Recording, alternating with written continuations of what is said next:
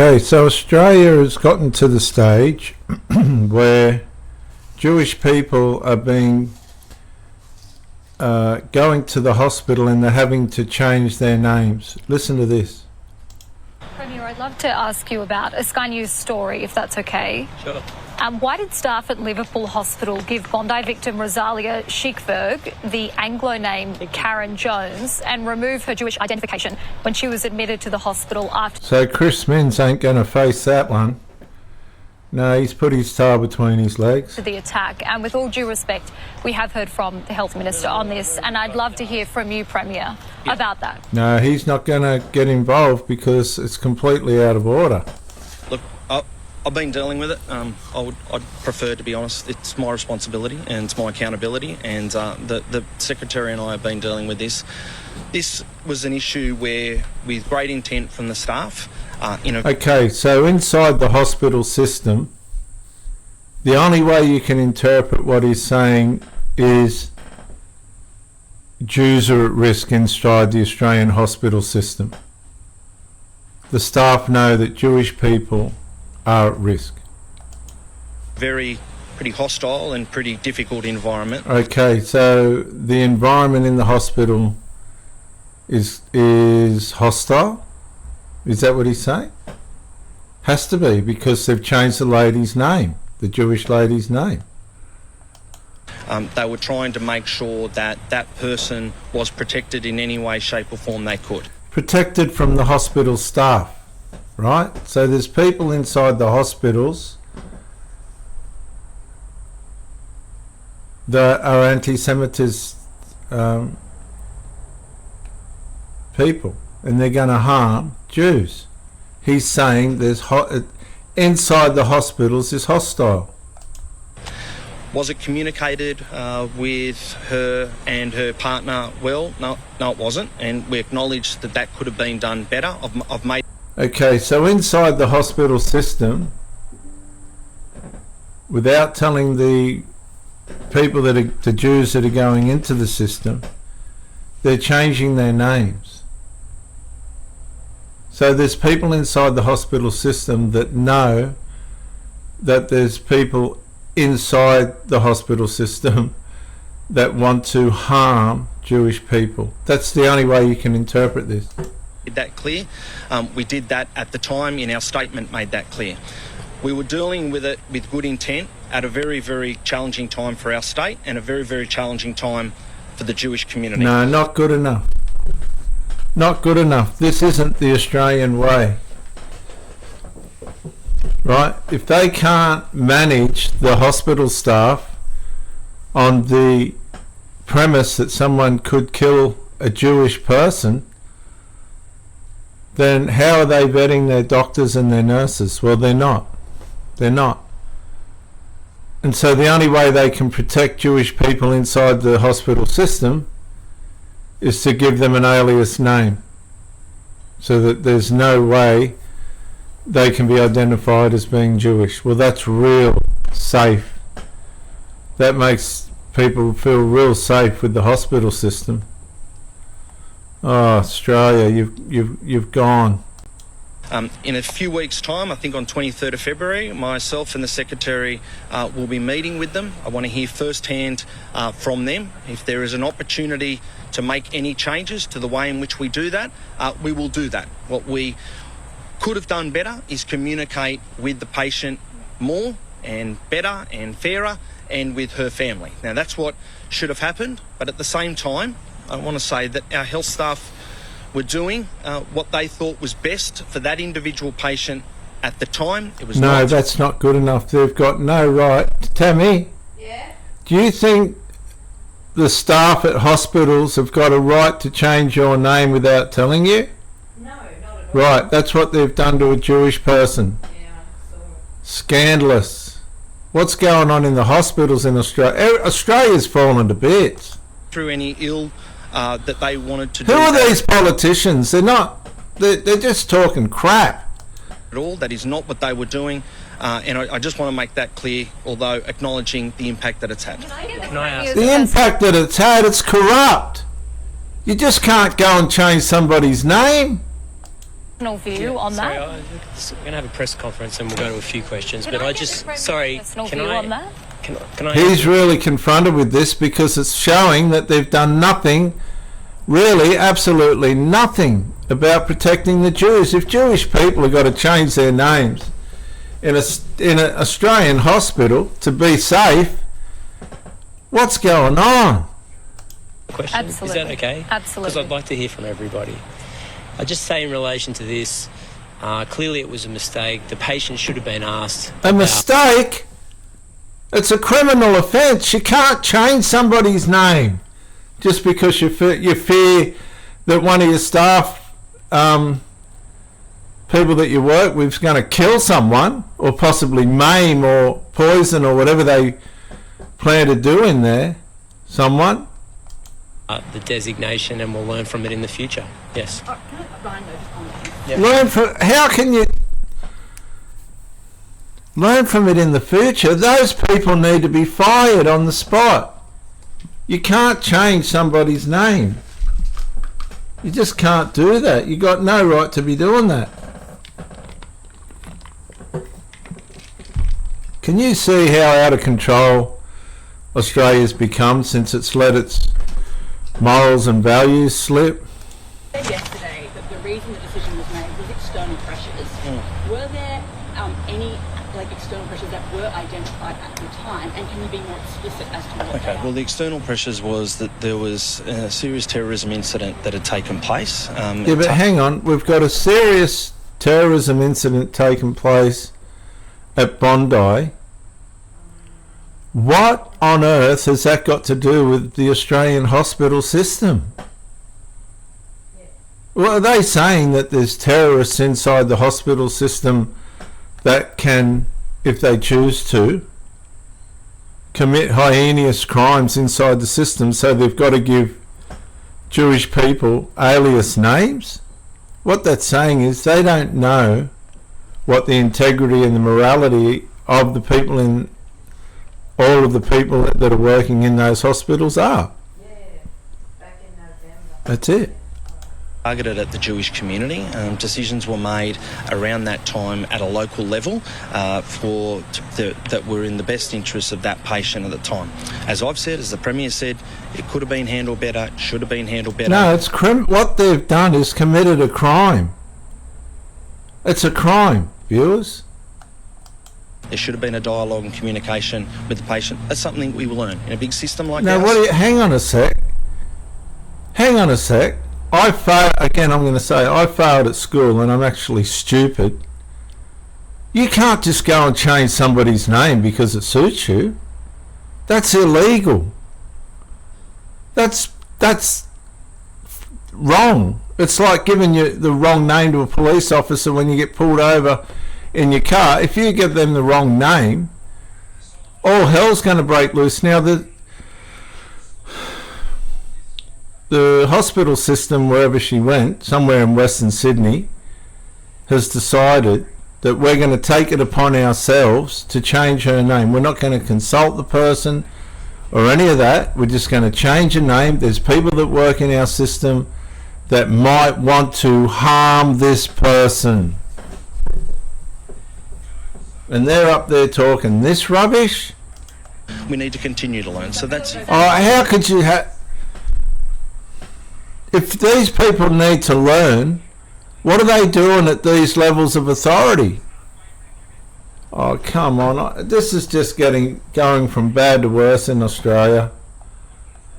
You shouldn't have to learn anything. We've got a system, or we had a system that works. Now we've got people that have infiltrated the system that could possibly maim, harm, or even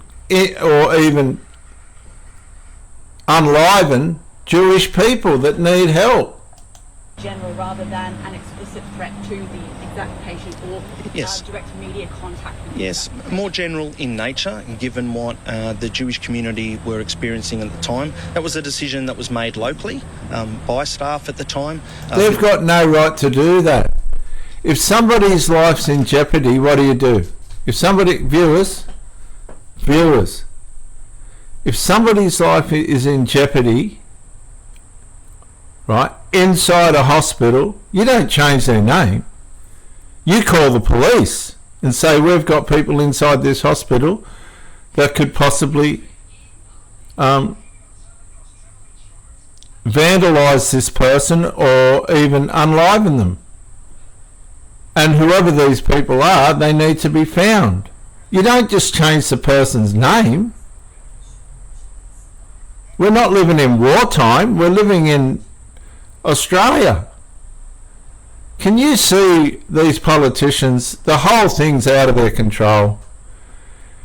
They've still, Chris Minns, this bloke that keeps jumping out of the way here, he's still got people in Sydney saying global intifada, from the river to the sea. He's not doing anything about it.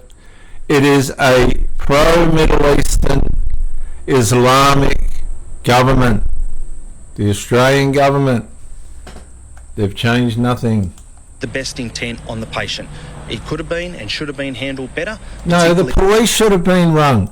If there's any doubt as to somebody's welfare and life, duty of care is to ring the police straight away.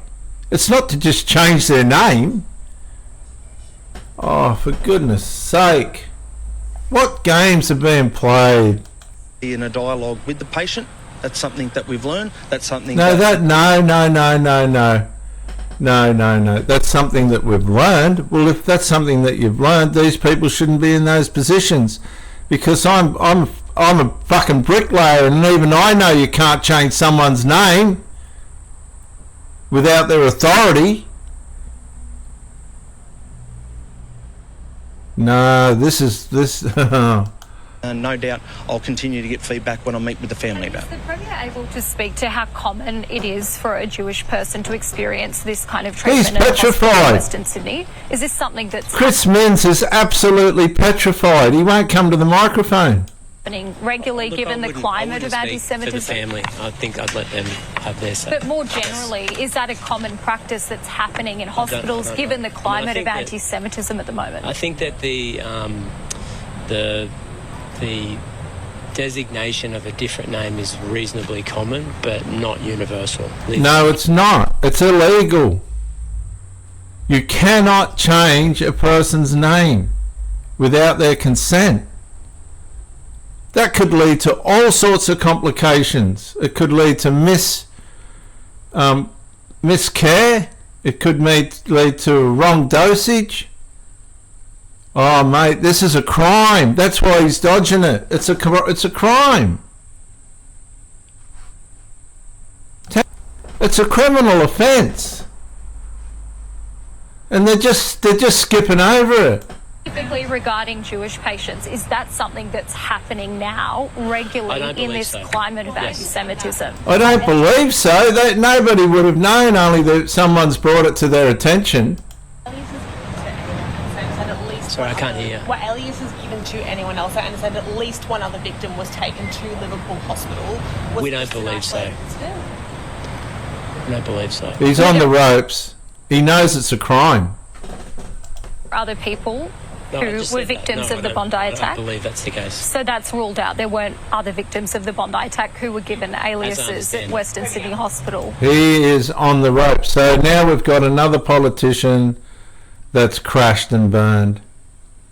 Chris Minns, the hero of the day after the Bondi massacre, is now crashing and burning because it's not going to stop. It's not going to stop. They're still allowing the pro-Palestinian protests. They're still screaming from the river to the sea. They're still screaming global intifada. And you can see this guy is just rattled now. He's had it.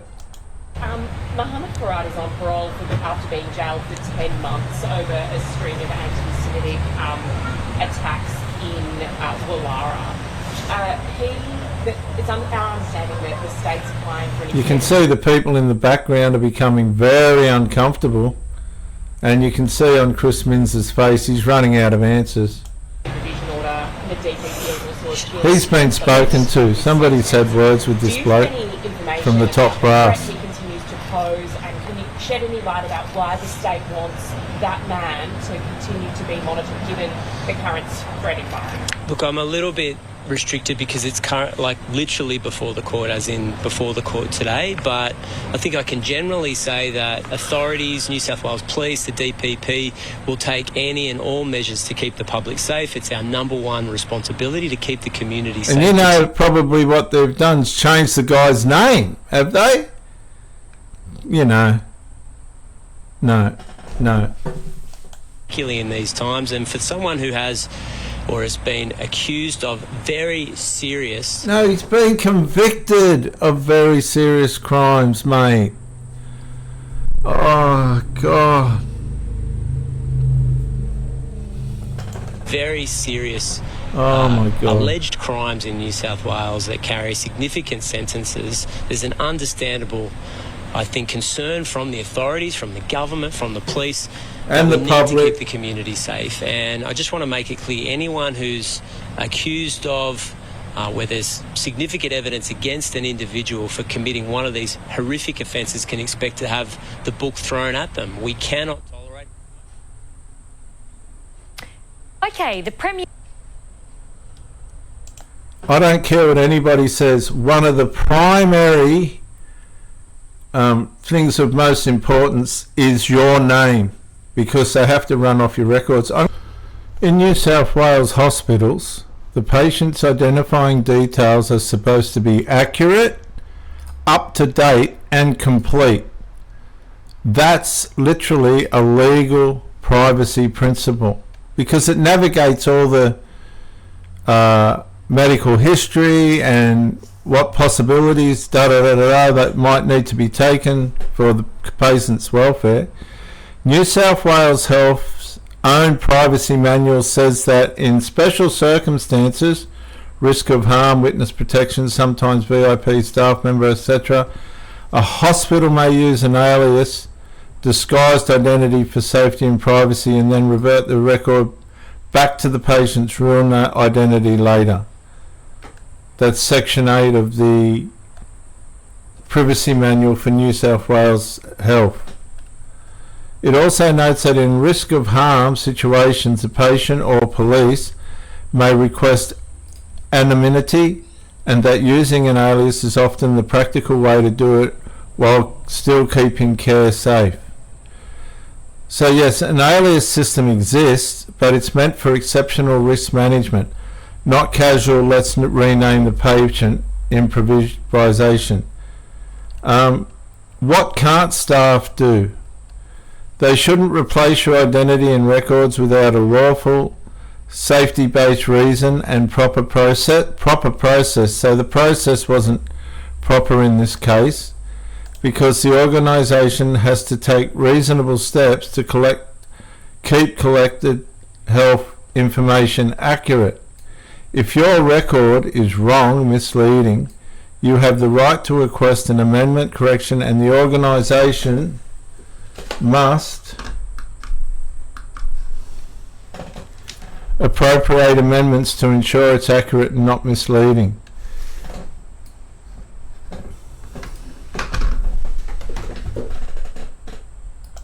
If they stonewall, escalate the New South Wales Information and Privacy Commission, Privacy Complaint and or Healthcare Complaints Commission, conduct health service complaints.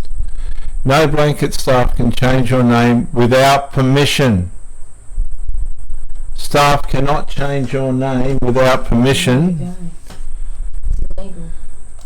But a tightly scoped alias process exists for serious safety privacy situations, and it should be handled transparently and correctly. Now they're saying we need to learn. You don't need to learn. They haven't done their job properly.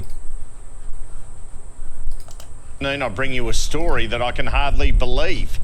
It involves health officials changing the name of a Jewish Bondi shooting victim in Western Sydney Hospital to an Anglo name the day after the Bondi shootings in order to, quote, protect her, unquote. Rosalia Schickberg had her name changed to Karen Jones on her hospital wristband, on her discharge summary, even on her medication. She didn't give permission for this. She was told by the hospital that they were doing it. A New South Wales health official told the Bondi shooting victim it was done so that media wouldn't contact her. But Rosalia Schickberg and her husband Greg, who I have interviewed, suspect other motives. They remember the infamous Bankstown Hospital incident, where nurses bragged about refusing to treat Israeli patients, killing them, and saying they would go to hell during an online conversation with a Jewish man in a video recorded last year. When I found out about the story of the Schickbergs, I contacted the New South Wales Health Minister, Ryan Park. He will join us later in the program. But his office in the meantime sent me this statement with an apology for what New South Wales Health did. It reads, Southwestern Sydney Local Health District is committed to ensuring all patients feel safe, respected and supported in their treatment and recovery. We apologise to the patient for the distress caused by the use of an alias while in our care. No, that's a crime. They've committed a crime. We are committed to ensuring patient privacy is protected at all times and take all necessary steps to ensure it is maintained. All staff in public hospitals are bound by privacy legislation to safeguard patient confidentiality. This may include the use of aliases or disguised identity. This statement doesn't answer the simple question of why the Schickbergs were told Rosalia had to change her name. Now, since I contacted Mr. Park, he has also offered to meet the couple with his head of department, but this isn't enough for Rosalia Schickberg. They've committed a crime. It's a crime. Who questioned during her stay in hospital whether she would be safe after this incident, and questions whether she and other Jewish Australians will be safe under their current identities in Sydney hospitals, and particularly Western Sydney hospitals. I spoke to Rosalia and Greg Schickberg this morning. Well, Rosalia and Greg, thanks for joining us. Rosalia, I wanted to ask you, first of all, what happened on December 14 and what happened in particular when you went to hospital? Okay, what happened on 14, we went to special event Hanukkah at Bondi Beach, and it was very enjoyable day, and we really enjoy ourselves. And I come with my husband, my daughter, and my close friends. After a while, when we were sitting and chatting, we heard some noise. And I get up, I thought it was a firework. And all of a sudden, we heard the screaming, you have to get down, immediately down, so we fell on the ground. And we don't even realize it was a shooting. And it was horrible. Shrapnel hit my head, I was heavily bleeding.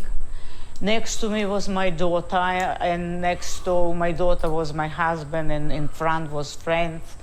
And my daughter was helping me to stop my bleeding, and I was... So I'm just going to stop that there. It says staff can change your name without permission. It says there. Really? Yep. Wow. I've never heard of that one. How do you say that?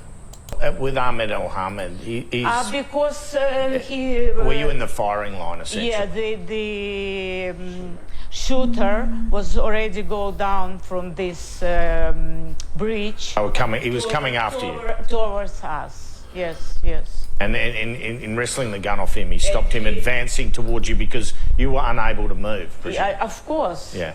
So then you go to hospital, and tell us what happened. Something happened there which is concerning. Yes. Yeah.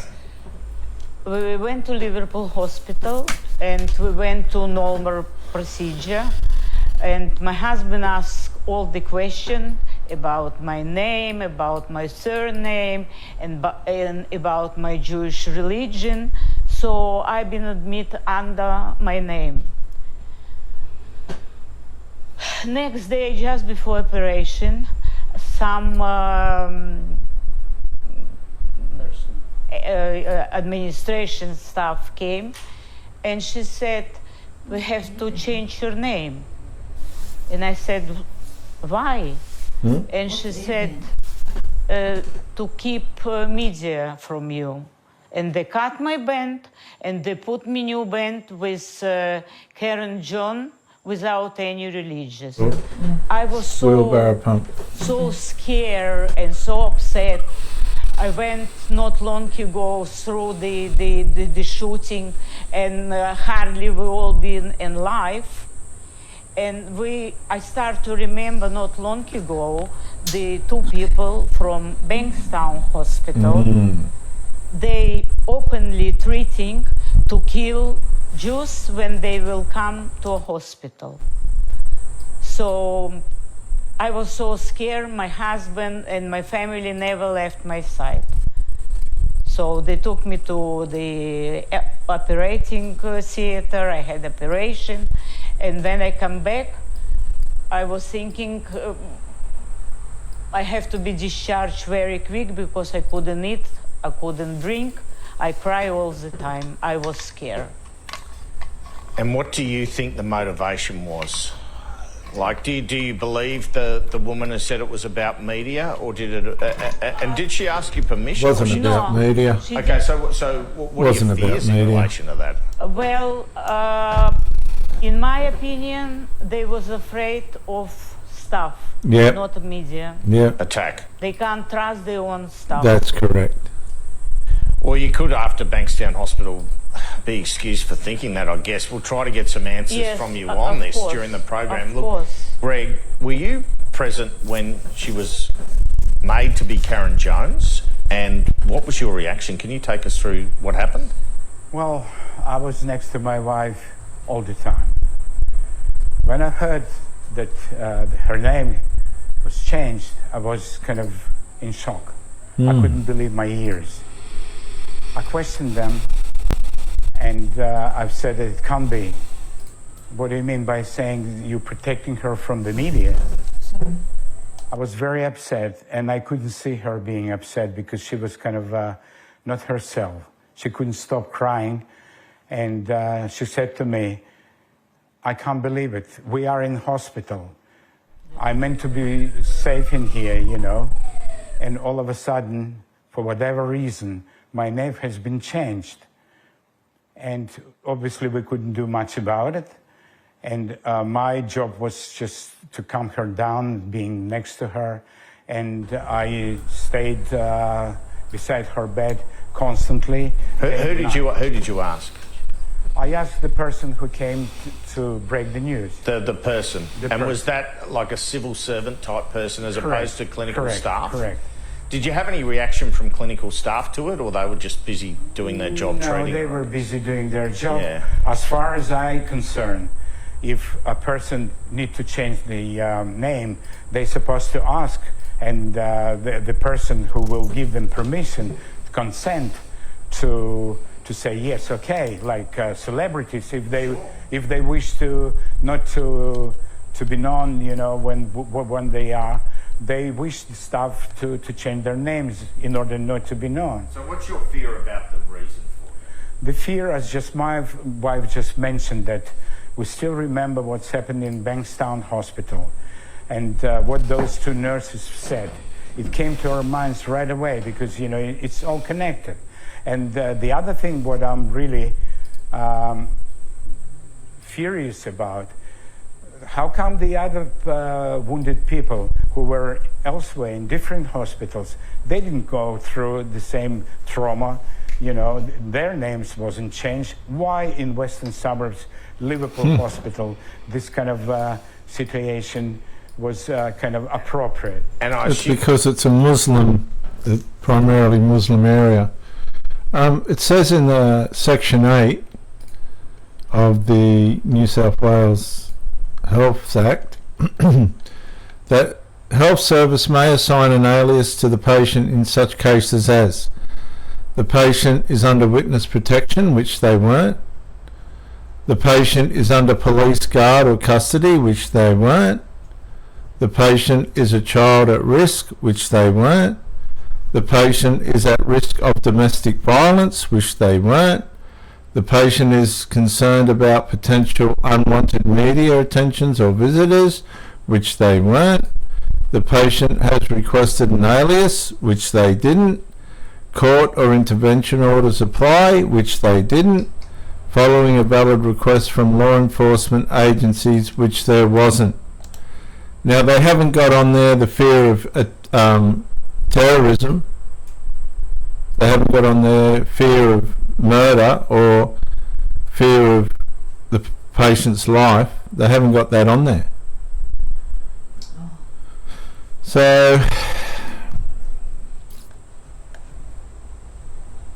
she was taken to Liverpool Hospital because, you know, there were so many victims, they had to be treated by the Exactly entire... right. Yeah. We had no objection to it. Yeah. That's fine. We were very grateful to be somewhere, and people looked after her. You know, we've got nothing against the hospital itself. Can it's I just say something?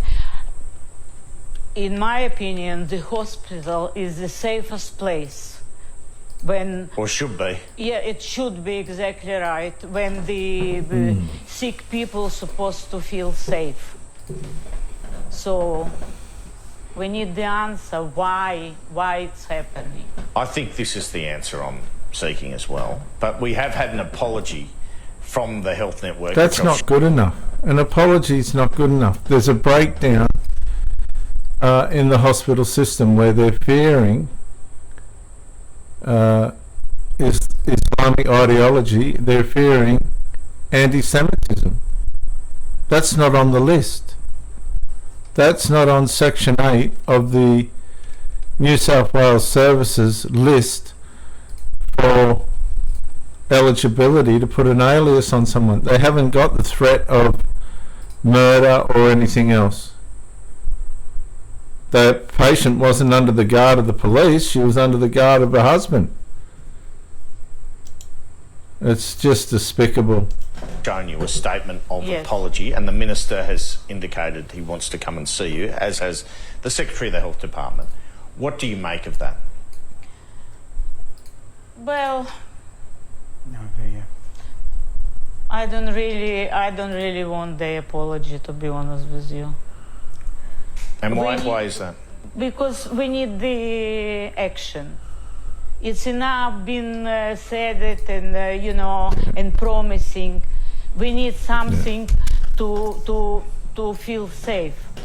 Are you concerned, this will happen to other Jewish people? I'm pretty sure. For example, me and I spoke to other people, and they said, "What now? Jewish people have to be afraid to go to public hospital?" Yeah. We live They in do. Australia for almost half a century. We love Australia. It's never happened before, but last, I don't know, 2-3 years, Australia changed dramatically. So, in my opinion, it has to be something done.